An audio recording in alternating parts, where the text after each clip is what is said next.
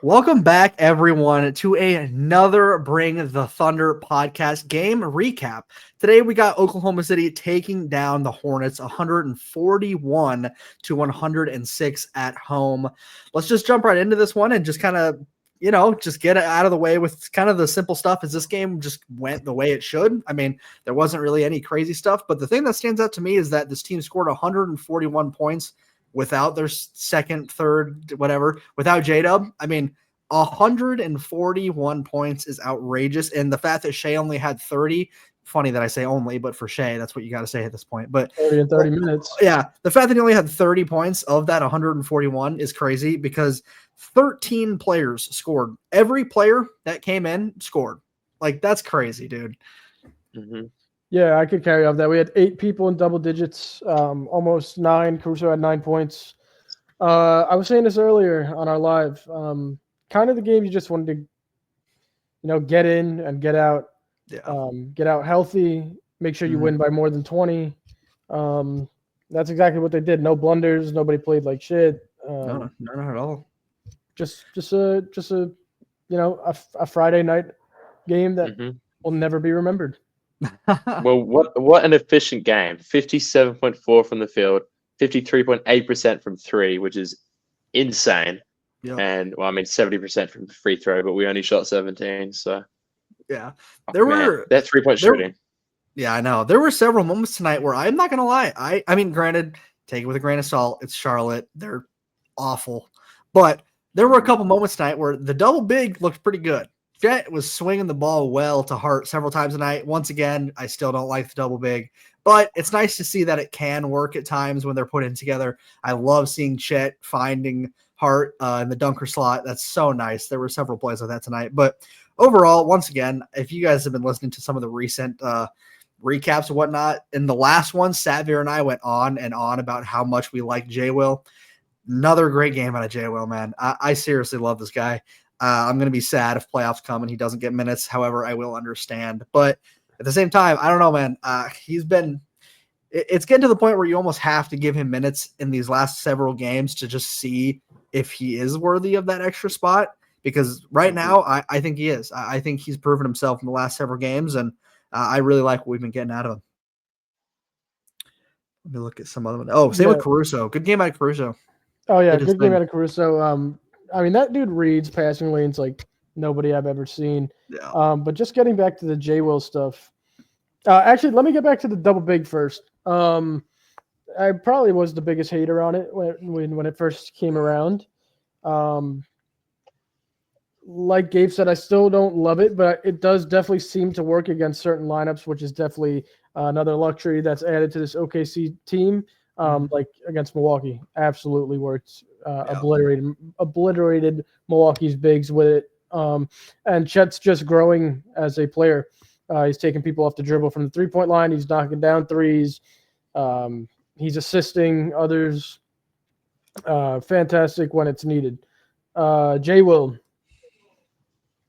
He's got to get some type of play based on the matchup in the playoffs. He has to be in.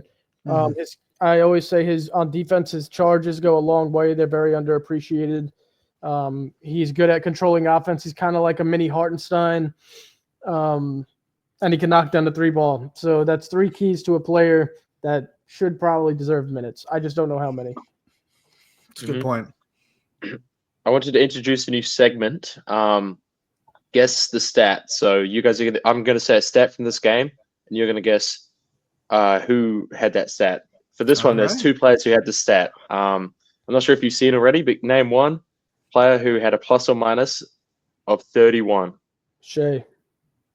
You would definitely think Shea, yeah. Shea. And there's one other player. Who started at the 3 tonight? That's who it was. I forgot looking. It was Wiggins. Wiggins started at the 3, didn't he? Or did he start at the – Kaysen started at the 2, and then Hart and Chet, and then Wiggins. It was either Wiggins or Wallace. Wiggins. And Wallace would have played the 2. Okay, final answer? Let's go Wiggins. Yep.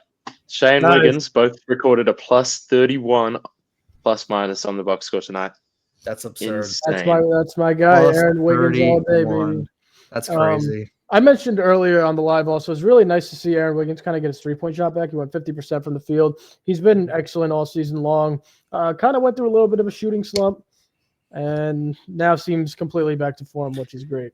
Yeah, he's just such an incredible player. I mean, I feel like a lot of OKC fans knew last year the potential that he had as an all-around player. And now this year, we kind of started the season off about halfway through. A lot of people were saying like, oh, who is this guy? Aaron Wiggins? And now it feels like everybody who asks knows who Aaron Wiggins is. Like, the guy's made a name for himself. The growth has been, yeah, I mean, enormous this year. It's been so underrated too, so underappreciated. For sure. And the contract that we got him on and Joe on, the extension is just, I mean, once again, one of those things that you just cannot praise Presti enough for the work that he does with these guys. I mean, having Joe and Wiggins on those contracts is a robbery. I mean, like so many teams, they're still getting paid a lot, but honestly, like to have those guys with those contracts, like, come on, man.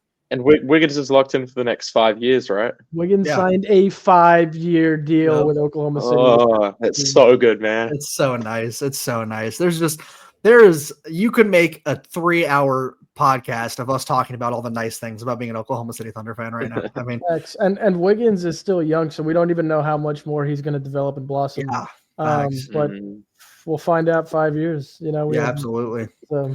I really liked what Hart did tonight. Hart played a really good game tonight. Had a double-double. I believe he had 12 and 11, 12 and 10, 12 and 10. Just played his role really well tonight. He had some nice dunks, nice plays. I mean, that guy, there were so many people giving us so much crap for overpaying him. And the guy has just proven how good he is. Shea is the one who said this, and I've mentioned this multiple times now, but Shea's the one who said that everybody on our team is an all-star in their role. And that's so well put because it's true. Like Hart plays his role as perfectly as you could ask him to. Chet plays his role, Wallace, every bench player. It's just beautiful basketball. There is no center in the league I'd want on this team more than Hartenstein. I agree with that, absolutely. No one who can compliment Shea more than Hartenstein. I'm so happy we got him. We got it done. And they say we overpaid, but I mean, how much is a championship worth? It's a underpay at this point. This guy is he's just been such a beautiful add to this team. Yeah. Came in, has had no problems, got acclimated quickly.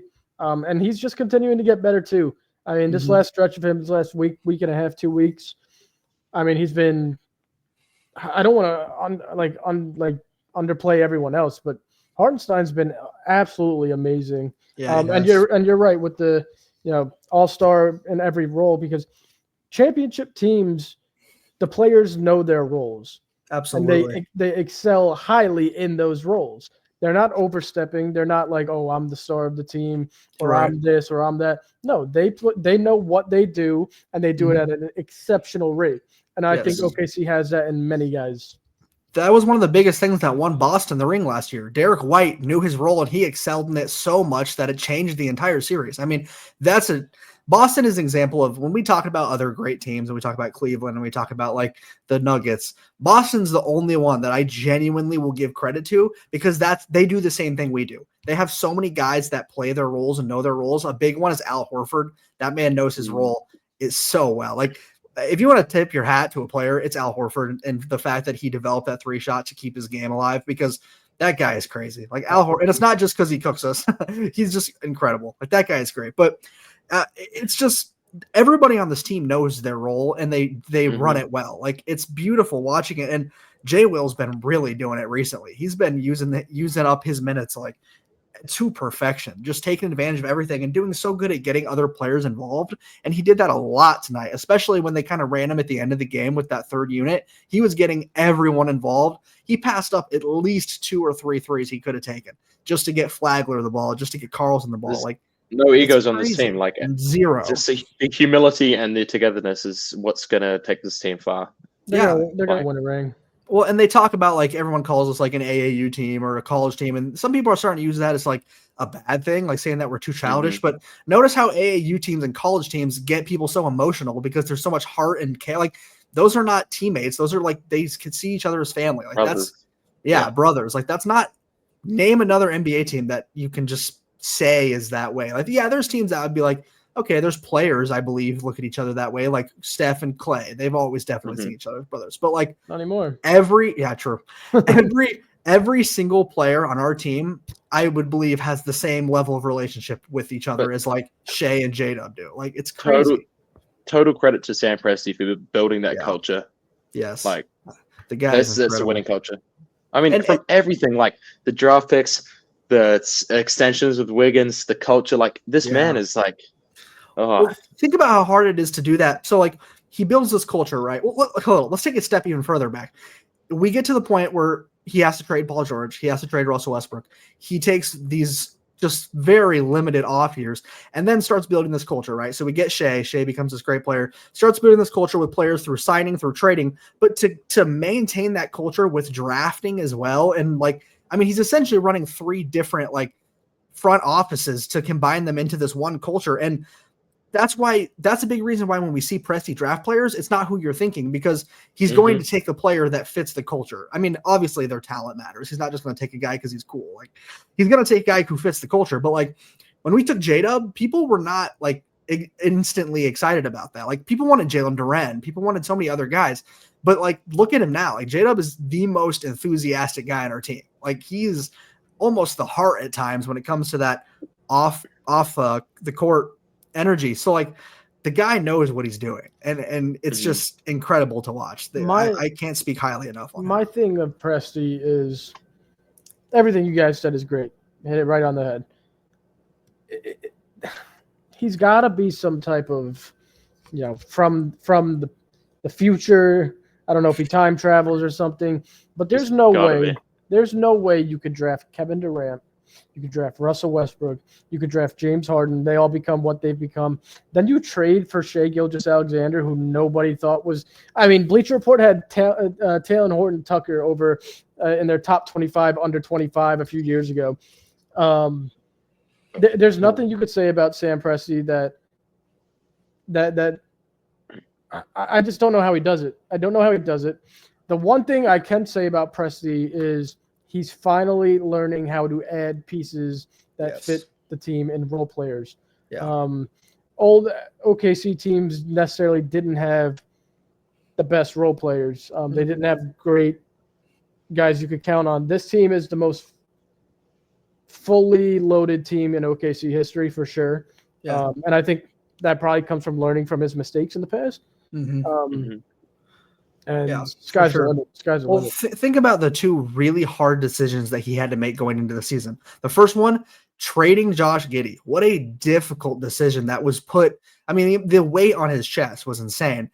But it was nice because Giddey at least walked us through it and made it a simple process, considering he wanted to leave and it wasn't like a bad thing. But that was a lot of pressure. To go out and then trade for Caruso was one thing. Incredible trade by him. But then he's got to pull the trigger on signing Hartenstein. I mean, that's not an easy player to just throw that much money at. He knows he's going to get backlash for that much money. Like he knows it's true. And look where we are now. Like 2 huge decisions. And that's kind of been like something that I feel like people have criticized him for, is not kind of like jumping the gun when it comes to signing players. You can't complain now because he signed one of the biggest glue pieces to this entire team. Like he couldn't have done better when it comes to signing. And then trading, I mean, granted, I will say I'm very happy at Giddey's performances in Chicago. I'm very happy for him. I'm so happy. The guy's cooking. I could not be happy for him. I see all these people now trying to say that we lost the trade. And it's like, you're looking at this trade from the wrong standpoint. This is not a skill compared to skill. The way that Caruso fits this team is worth almost 3 of Josh Giddey. Like, I love the guy, but he's on a Chicago team that's fighting just to determine what kind of team they are. And I'm happy for him, and I'm sure he'll have a fun career there. It's really just the fit. I'm glad for him, but like the way that Caruso complements this team is just worth it's worth its weight in gold. He deserves it all. Exactly. So, and I think tonight was another example where he proved that. I do want to look forward here. Sunday, big matchup. I believe are we home? Are we home that game? No.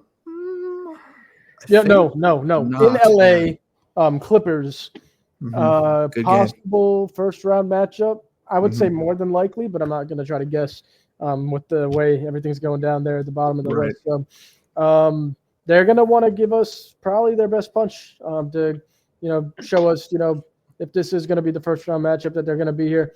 I'd like to see us. I mean, we should be fully rested. I'm not sure if Dub will be back by then, but I think he has a possibility of being in the starting lineup that night. So I'd just like to go out there and kick their asses like we have been doing all year.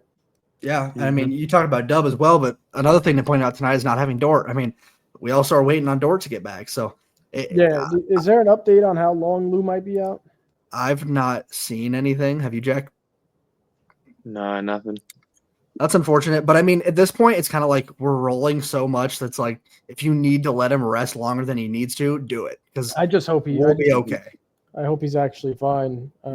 Yeah, for sure. I mean, because we need that guy, man. We need him. Man, you want to talk about a glue guy and a player that completes his team? Oh man, Lou Dort, like it's just crazy. I mean, and kind of on that subject, talking about Lou Dort, I also want to get into Kaysen. I mean, Kaysen's level of play this last month, 2 months has just been outrageously good. Like he started the season good, and the 3-point wasn't quite falling the way it had been last season. And there was some people freaking out, and I will admit I wasn't freaking out, but I was kind of like, I hope he figures that out. Now it's not even the 3-point anymore. It's just the all-around confidence boost. Like you can see that he's feeling better. He's taking much better shots. He's not forcing up bad shots. He's driving. That finger roll high off the glass tonight was disgusting. That was ridiculous. Like Hartenstein was getting ready to put it back and had to like stop because he realized that it was going to go in. Like you can't speak highly enough about. Everybody is progressing. Yeah, exactly. Like Kaysen is just. I'm so and at the right time. Yes. We're hitting our stride at the right time, leading into playoffs. What, 14 games left? Do you know how scary that is for the rest of the league? Like, we've been so good this first half of the season, and now everybody's getting better. We've played like 4 games fully healthy. Like, yeah, dude, that's crazy. Like, at this point, you can't even say, like, there's some people saying, well, OKC, it's all going to come down to if they're healthy. We haven't been healthy, and we clinched the 1 seed. Like, no, it's not. Like, if we are fully healthy, we clinched the 1 seed before anyone else clinched a playoff berth. Exactly, and that's unhealthy. So, if you want us, if you want us fully healthy, we are wiping through the entire league. But I'm assuming we're not going to be fully healthy throughout every single game, and I'm not worried. Like this team has proven that they can play down 3 people that are crucial players and still win games they need to. I mean, don't get me wrong. I hope we're healthy. Like that'll change this entire playoff run. But if we're not, it's going to be all right. Like I'm okay. And tonight obviously is another example of that, you know, no J-Dub, no Dort, and we scored 141 points. Like, dude, that's just ridiculous. Exactly. Full team effort. That's the best way to put it. I did want to touch up on that, the garbage time, the cleanup crew.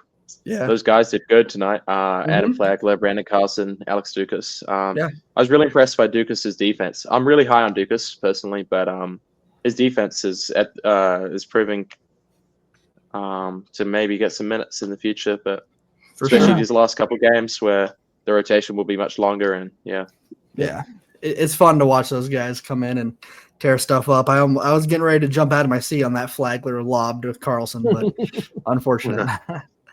All right. Well, I think we'll go ahead and wrap up this recap there. We hope you guys tuned into this one. I mean, even though it might not have been the most close game, it was still a fun one. It's always fun to watch everybody get involved, and that's what this team likes to do. So, yeah, make sure you guys tune in to more of our content that we'll be posting. We hope you guys catch the next game against the Clippers. It should be a great one, and we will catch you guys next time. Joe, send us home. Yeah, it just doesn't seem right to get super excited after such an easy win, so I'm probably just going to let him off with a thunder up, baby. Let's go!